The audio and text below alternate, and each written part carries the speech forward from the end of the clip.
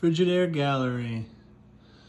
Also, pellet ice maker. The newer gray models from Walmart. That's what this is. Torn apart. To start, you're never supposed to tip refrigerant type stuff over. The way they design this, you have no choice. You have to tip it over, take all the screws off on the bottom. You're gonna see, well, I can't show you from there, but you're gonna see a bunch of screws, okay, all over the bottom. A ton of them, honestly, way more than, they did not design this for maintenance, put it that way.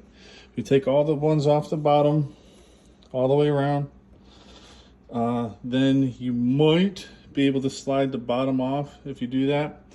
So you take the bottom off, you might be able to slide the back off, I should say, not the bottom, but slide the back off.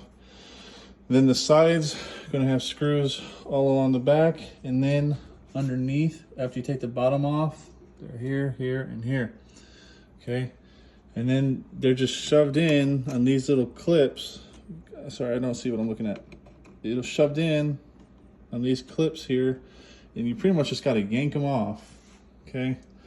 The top is then screwed in from the bottom. You got 3 screws. Sorry, we'll do it this way so you can see. You got 3 screws on the bottom to get the top off, all the way around, and then there's one here in the middle. Again, you got to come up from the bottom, then you can get the top off. So, and then that little deal, it's just 3 simple screws. Take that off, it's fine. You pull all the drawers off, it's easy.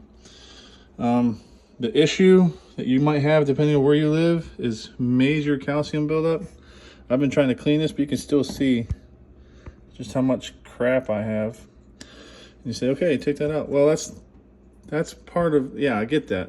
But here's what everyone's going to have a problem with, and probably why these devices suck.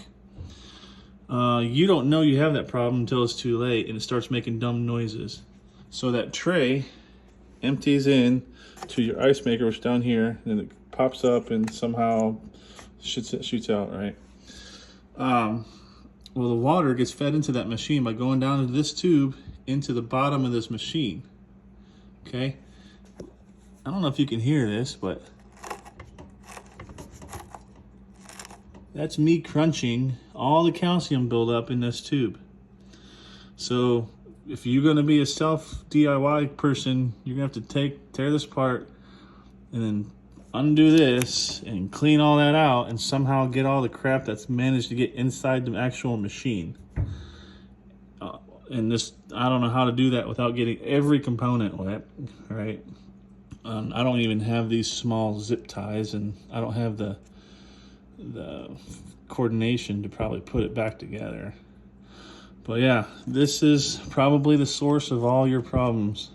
All your calcium get built up into this bottom back tube going into the bottom of the ice maker machine itself.